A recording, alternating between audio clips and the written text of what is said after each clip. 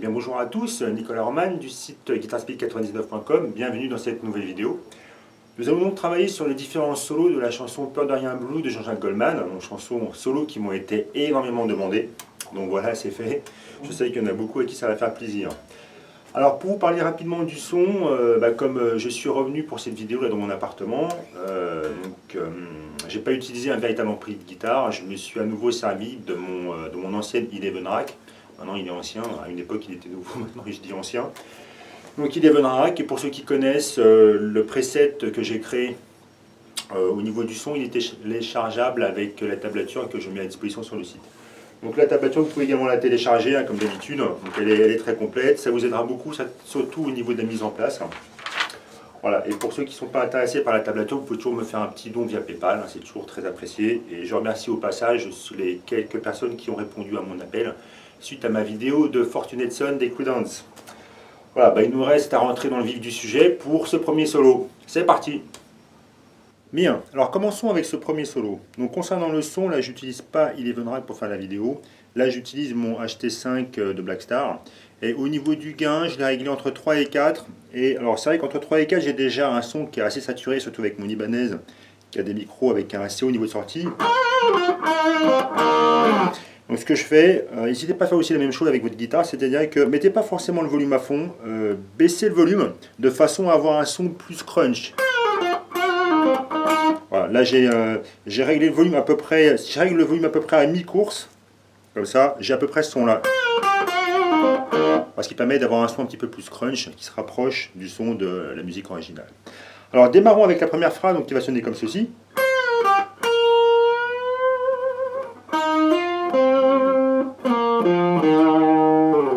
Alors, vous voyez qu'au niveau de la gamme, pour tout ce solo, de toute façon, pas de surprise, on est avec notre habituelle position. Généralement, c'est sur la même qu'on utilise, ou très très souvent en tout cas. Donc là, on est avec la gamme de Do mineur pentatonique. Donc je rappelle un petit peu le doigté au cas où. Donc là, on commence pour être en Do, donc on va commencer la position à la case 8. Donc là, évidemment, sur notre guitare, on a un Do sur la case 8 de la gamme grave. Donc pour rapport à notre position, donc on aura 8, 11, 8, 10, 8, 10, 8, 10, 8, 11, 8, 11. Donc là, c'est la gamme de Do mineur pentatonique.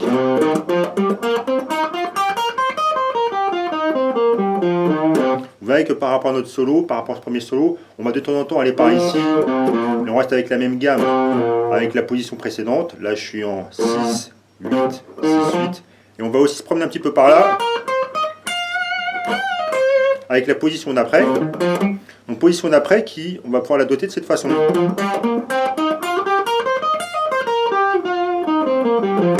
Donc on est toujours en Do mineur pentatonique, mais avec la position suivante. Là, au niveau des cases, j'étais en 11, 13, 10, 13, 10, 13, 10, 12, 11, 13, 11, 13. Là, je vous la reprends entièrement.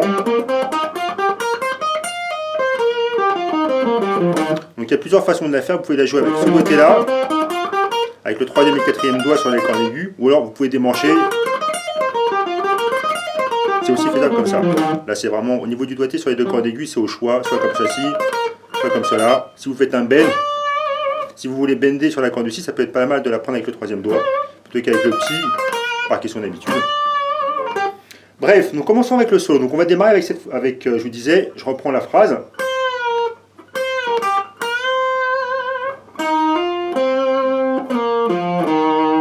Alors on va démarrer avec un bend à la case 11, un bend de 1 ton pour obtenir le son de la case 13. Ouais, je fais le bend. Arrangez-vous d'oreille pour avoir un bend qui sonne juste autant qu'à faire. Écoutez la note de votre case 13, il faut que votre bend corresponde, il faut que vous y arriviez tout de suite. C'est-à-dire qu'on fait un pré-bend en fait. Je commence par jouer le bend, ensuite j'attaque. On veut entendre que la redescente. Donc écoutez le son des cases 13 pour au moins bender juste. Vous attaquez. Voilà, comme vous voyez, on est sur la position de la pentatonique que je vous indiquais à l'instant. Donc on commence, on fait un bend de 1 ton en 11, on relâche. Ensuite on vient attaquer sur la case 8, sur la même corde. Et on refait le bend cette fois-ci avec la montée. Donc je recommence. Et à la fin, vous pouvez terminer avec un petit vibrato main gauche, typique du blues ou du rock. Ensuite, donc là on a un hammer. Là je suis en 8. Sur la corde sol, 8 hammer en 10. s'arrête sur la case 10 de la corde Ré, avec un petit vibrato. Ensuite, vous allez pouvoir placer un effet de slide.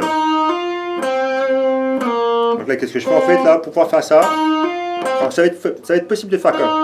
Alors, si vous faites ça avec un barré, vous risquez d'avoir ici du mélange entre votre corde Sol et votre corde Ré. Je vous conseille vraiment de changer de doigt. Vous faites le hammer, et là j'utilise le majeur. Ensuite, pour pouvoir faire ça, alors c'est un petit peu complexe au niveau doigté pour que ça sonne bien. C'est le doigté que j'ai choisi, c'est peut-être pas forcément le Sol, mais c'est un doigté qui me va bien. Donc là, comment je fais? Le hammer. Là, je prends le hammer, donc le majeur. Ensuite, lorsque je fais le slide jusqu'à la case 8, quelque part, vous voyez, je change de doigt. Je passe avec le troisième doigt tout en faisant le slide. Ensuite, je peux récupérer à nouveau la case 8 sur la corde là et terminer avec l'index en 6. Ce qui nous fera, je refais. Encore une fois pour cette phrase là.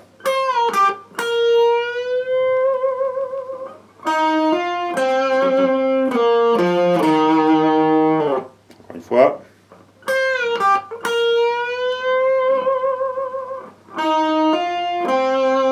Là, je change de doigt pour faire le slide. Ensuite, case 8 et je termine en 6. La phrase suivante. Encore une fois. Alors comment est-ce que ça se passe? Alors au niveau mise en place, hein, comme d'habitude, n'hésitez pas à télécharger la tablature, ça devrait vous aider. En tout cas là, ça va démarrer sur un temps. Ouais, on va démarrer sur un temps à la case 8, on va tout de suite slider jusqu'à la case 10. Donc voilà. Au niveau mise en place rythmique, si je vous la fais par rapport au métronome, alors attention au niveau du métronome, c'est du 6-8, c'est-à-dire le temps n'est pas donné à la noire mais à la croche. C'est pour ça que là, on a l'impression que le tempo il est relativement rapide quand je mets le métronome. Mais rappelez-vous que ça ne donne pas la noire, ça donne la croche. Donc du coup, les croches elles vont tomber sur chaque temps. Donc je commence, du coup on va démarrer sur un temps. Voilà, grosso modo, niveau mise en place, ça donne ça. Vous voyez que je démarre sur un temps.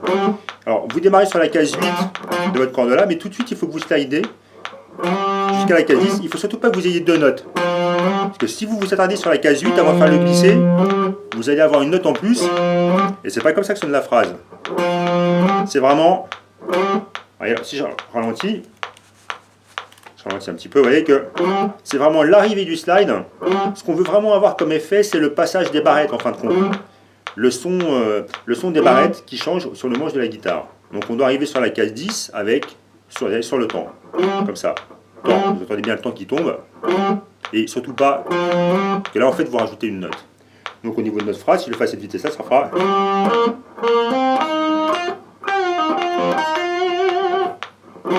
Voilà, je vais détailler un petit peu ça au niveau du doigté. Donc comme je vous disais, là je suis avec le troisième doigt, je vais slider en 10. Donc j'arrive en 8, toujours avec notre même position pentatonique, je le rappelle.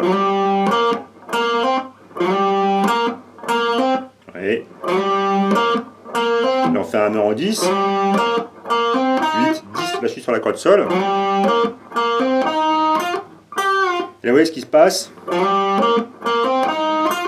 Comme tout à l'heure avec la case 11, ici on fait aussi un pré-bend de un ton toujours. Donc là on vise le son de la case 12. On va relâcher.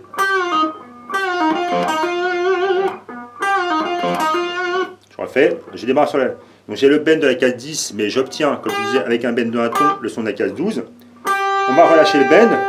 Après, effet classique qu'on rencontre très souvent, relâcher d'un bend suivi d'un pull-off. Donc là je suis avec le troisième doigt. Alors le bend, rappelez-vous, surtout quand vous faites un bend avec l'annulaire, à bender avec 3 doigts, donc là qu'est-ce que je fais? Je place un doigt par case. Un doigt en 8, un doigt en 9, un doigt en 10, et je bende avec tous mes doigts.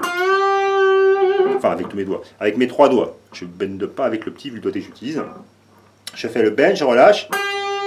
Lorsque j'ai relâché, je relève le majeur pour pouvoir effectuer d'affilée mon pull-off en 8. Si je vous refais cet effet là doucement. On fait le bend, on relâche.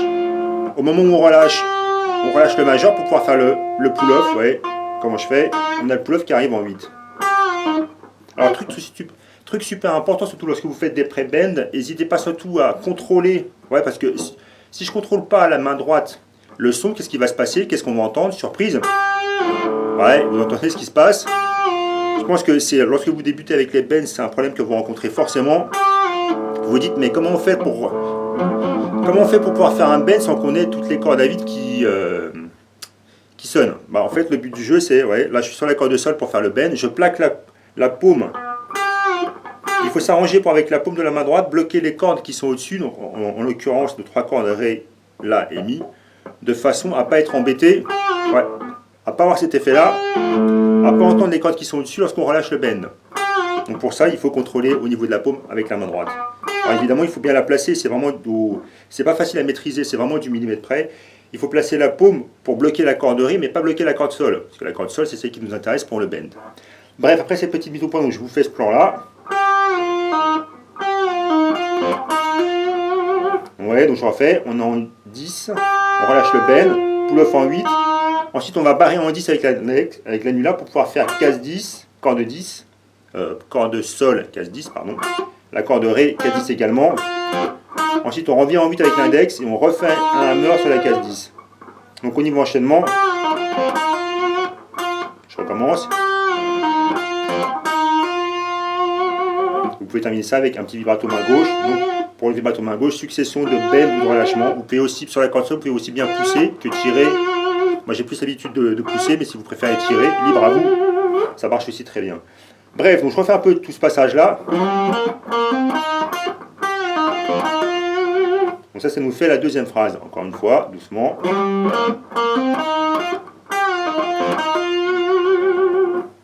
Troisième phrase.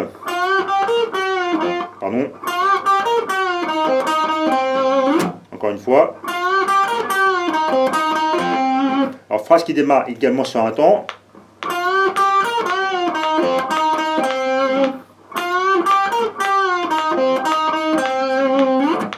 Alors je détaille ça également, donc toujours la même position. Donc là on a notre bend toujours sur la corde de sol à la case 10. Notre bend de un ton. On doit attraper la note de la case 12, je le rappelle.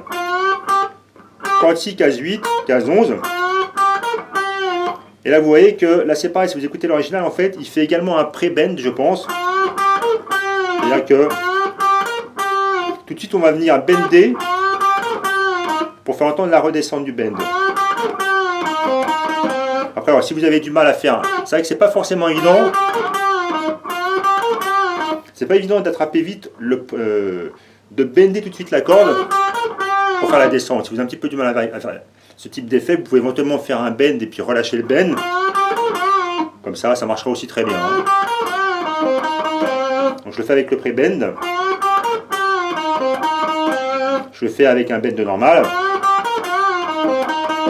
Voilà, donc vous prenez pas trop la tête avec le pré-bend, vous pouvez faire ça comme ça, avec un bend et un relâchement, ça marchera très bien. Donc je refais un petit peu ce passage-là. Ensuite on a 8, 10, 8. Deux fois la case 8 sur la corde de sol. On termine à nouveau sur la case 10 de la corde de Ré. Je refais ce passage-là. Un petit coup avec le métronome, pourquoi pas. Donc j'ai un petit peu ralenti le métronome par rapport à la version originale pour que ce soit un petit peu plus clair. Vous voyez qu'on doit terminer sur un temps. Et donc on commence sur un temps et on termine sur un temps. Temps. Temps.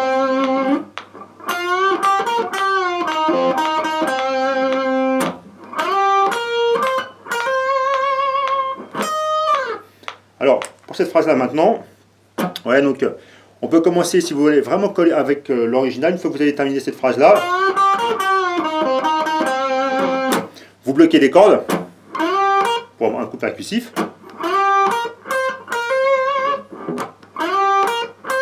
Ouais, donc là, on a le même principe qu'on avait tout à l'heure avec le slide de 8 à 10, on va tout de suite slider sur la corde sol de 10 à 12.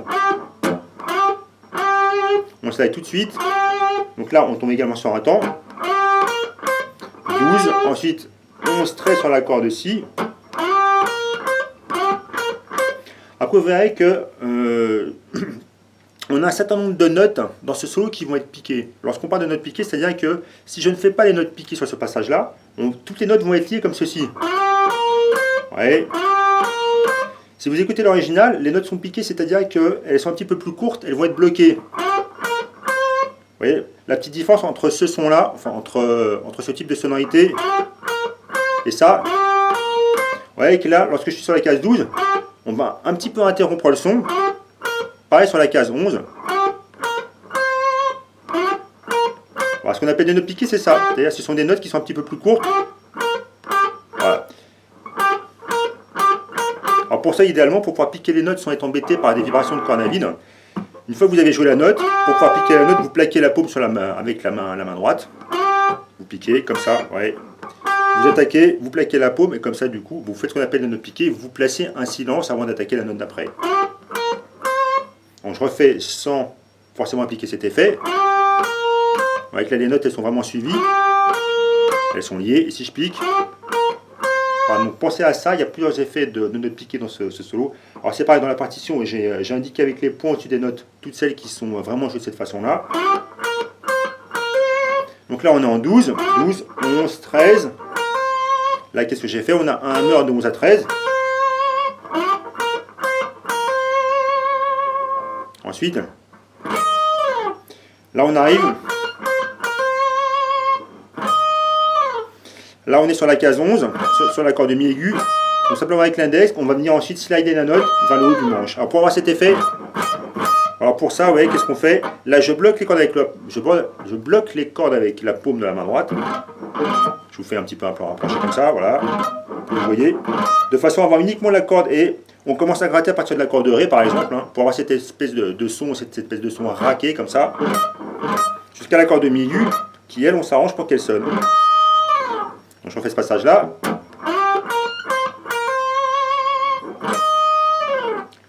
Ensuite, on marque un silence. Alors, tous les silences, c'est pareil. Plaquez bien la paume pour ne pas être embêté.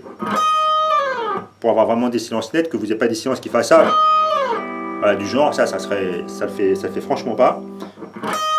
Vous plaquez la paume jusqu'à la phrase suivante. On retrouve à nouveau une note piquée en 11 d'ailleurs. Alors pour ce passage-là, on fait un bon bend toujours sur la case. Alors sur la case 13, toujours un bend de un ton. Visez la note de la case 15. Donc là, on pique la note de la case 11. Comme je vous ai expliqué, on va l'interrompre avant d'aller en 13. 13 sur la corde de mi et 13 sur la corde de si. Et celle-là, on va la laisser durer.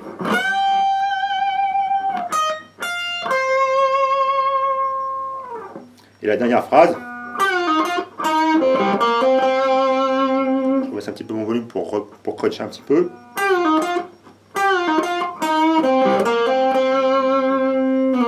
Donc pour cette dernière phrase, on commence à nouveau avec un bend également. Donc là, je suis à la case 10. Vous visez le son de la case 12.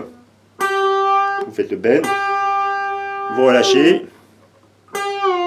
Comme tout à l'heure, on relâche le bend. On enlève le majeur pour faire le pull-off avec l'index qui est repris sur la case 8. On arrive ensuite en 10 à nouveau. Donc là on fait un très léger bend en 8. Là on va venir barrer sur la case 10, sur la corde de Ré et la corde de La. Alors, lorsque vous avez deux notes comme ça, dans la même case mais sur deux cordes consécutives, alors si vous faites uniquement un simple barré comme ceci, vous voyez que vous allez avoir un mélange entre vos deux cordes. Pour éviter ça, n'hésitez pas à faire rouler le doigt. C'est un effet que j'ai mis du temps à comprendre. Ouais, donc là, je barre simplement. Je prends la corde avec cette partie du doigt ici. Je prends la corde avec cette partie du doigt. On va plier la phalange. Et du coup, qu'est-ce qui se passe? Le fait de plier la phalange, on va attraper la corde là, en l'occurrence ici, avec le bout du doigt, donc doigté normalement. Mais ça a pour effet d'interrompre la vibration de la corde de Ré. Comme ça, du coup, vous évitez ce mélange de cette façon. Voilà. Donc n'hésitez pas à vous choper un petit peu à faire ça pour choper le coup, pour pas que ça fasse ça, comme je vous disais, pour pas que ça se mélange. Donc je refais un petit peu ces dernières phrases. Vous pouvez terminer avec un slide qui monte comme ceci. Je refais doucement le pré-bend en 10, le pull-off en 8, 10, pardon, j'ai oublié une note, 10 sol, le léger bend en 8, 10 sur la corde de Ré, 10 sur la corde de La, on arrive en 8 sur la corde de Ré, et on termine avec un hammer et on rattaque. Je l'ai fait avec le métronome, donc un peu plus lentement que l'original, je vous le rappelle.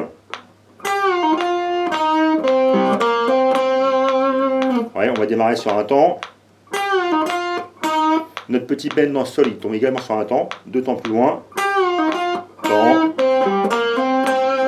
Et on termine sur le temps.